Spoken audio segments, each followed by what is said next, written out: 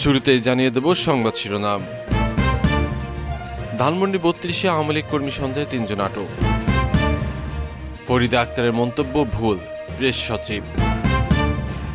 মাইলস্টোনের যুদ্ধবিমান দুর্ঘটনায় দগ্ধ শিক্ষক মাহফুজার মৃত্যু।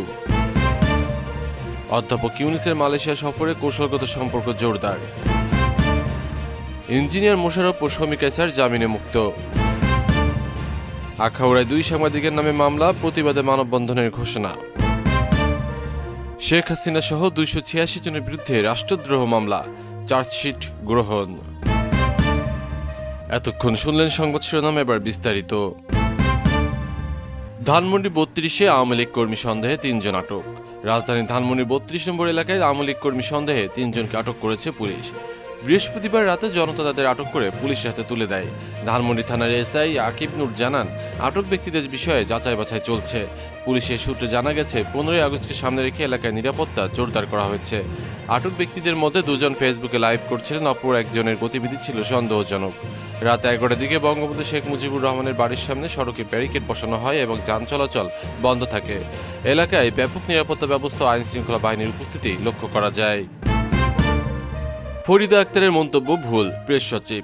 মৎস্য প্রাণী সম্পদ উপদেষ্টা ফরিদা আক্তার যুক্তরাষ্ট্রের সঙ্গে শুল্ক সংক্রান্ত খসড়া চুক্তি প্রকাশ না করার বিষয়ে ভুলভাবে কথা বলেছেন বলে মন্তব্য করেছেন প্রধান উপদেষ্টার প্রেস সচিব শফিকুল আলম। বৃহস্পতিবার সাংবাদিকদের প্রশ্নের জবাবে তিনি বলেন, দ্বিপক্ষীয় চুক্তির খসড়া প্রকাশ না করা একটি স্বীকৃত কূটনৈতিক প্রক্রিয়া।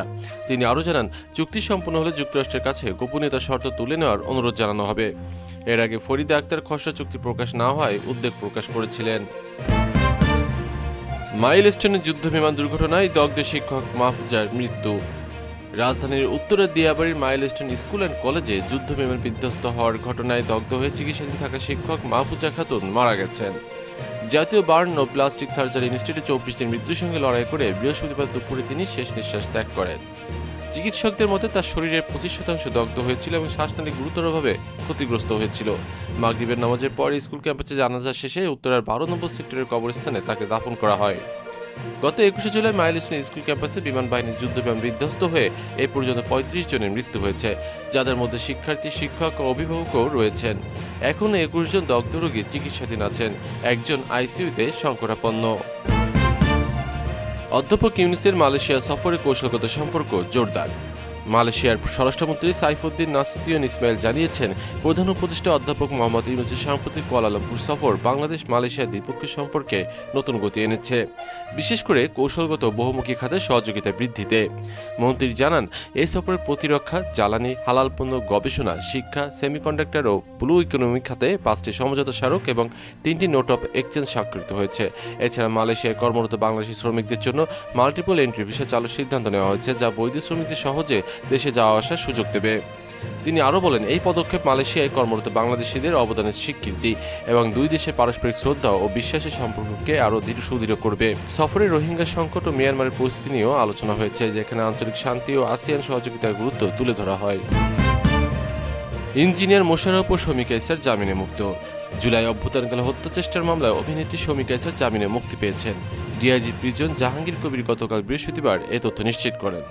একই দিনে রাজনৈতিক কার্যক্রম নিষিদ্ধ আওয়ামী লীগের নেতা ও সাবেক মন্ত্রী ইঞ্জিনিয়ার মোশাররফ হোসেনও জামিনে মুক্ত হন। কেরানীগঞ্জ কারাগারের জেলার AKM মাসুম জানান, তিনি কারা তত্ত্বাবধানে হাসপাতালে চিকিৎসাধীন ছিলেন। গত বছর 27 অক্টোবর রাজধানীর ভাটারা এলাকা থেকে মোশাররফকে গ্রেপ্তার করা হয়। অন্যদিকে গত 5 নভেম্বর উত্তরার বাসা থেকে আটক হওয়া শমী কায়সারকে অভ্যুত্থানের সময় হত্যা চেষ্টার একটি মামলায় গ্রেপ্তার দেখানো হয়। ওই মামলায় 12ই মার্চ হাইকোর্ট থেকে জামিন পান তিনি। পরে আরেকটি হত্যা চেষ্টা মামলায়ও গত সোমবার জামিন মেলে তার। আখাউড়ায় 2 সাংবাদিকের নামে মামলা, প্রতিবাদে মানববন্ধনের ঘোষণা। আখাউড়া ইমিগ্রেশন চেকপোস্টের অনিয়মের সংবাদ প্রকাশ করায় 2 সাংবাদিকের বিরুদ্ধে মামলা হয়েছে। গত 12ই আগস্ট চেকপোস্ট ইনচার্জ মোহাম্মদ আব্দুল সাত্তার চাঁদা দাবি ও মানহানির অভিযোগে থানায় মামলা করেন দৈনিক যুগান্তরের জেলা স্টাফ রিপোর্টার মোহাম্মদ ফজলে রাব্বি ও RTVর প্রতিনিধি মোহাম্মদ সাদ্দাম হোসেনের বিরুদ্ধে। এই ঘটনায় গতকাল বৃহস্পতিবার সকালে আখাউড়া প্রেস ক্লাব, সাংবাদিক কল্যাণ সোসাইটি, টেলিভিশন জার্নালিস্ট অ্যাসোসিয়েশন ও রিপোর্টার্স ইউনিটি যৌথ উদ্যোগে জরুরি সভা হয়। বক্তারা মামলাকে মিথ্যা আখ্যা দিয়ে অবিলম্বে প্রত্যাহারের দাবি জানান। আজ শুক্রবার সকালে শহরের সড়ক বাজার মুক্ত মঞ্চের সামনে মানববন্ধন কর্মসূচি পালনের ঘোষণা দেওয়া হয়েছে। শেখ হাসিনা সহ 286 জনের বিরুদ্ধে রাষ্ট্রদ্রোহ মামলা, চার্জশিট গ্রহণ। 2025 সালের 27 মার্চ শেখ হাসিনা সহ 73 জনের বিরুদ্ধে রাষ্ট্রদ্রোহের অভিযোগে একই আদালতে মামলা দায়ের করেন সিআইডি সহকারী পুলিশ সুপার মোহাম্মদ এনামুল হক।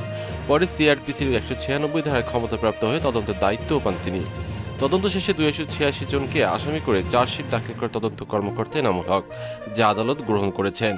মামলার সূত্রে জানা যায়, গত বছরের 19 ডিসেম্বর জয় বাংলা ব্রিগেডের জুম মিটিংয়ে শেখ হাসিনা সহ অনেকে অংশ নেন। সেখানে তিনি নেতাকর্মীদের উদ্দেশ্যে দেশবিরোধী বক্তব্য দেন এবং অন্তর্বর্তীকালীন সরকারের প্রধান উপদেষ্টা ডক্টর মোহাম্মদ ইউনূসকে উৎখাতের নির্দেশ দেন। এ বক্তব্য পরে সামাজিক যোগাযোগ মাধ্যমে ছড়িয়ে পড়ে।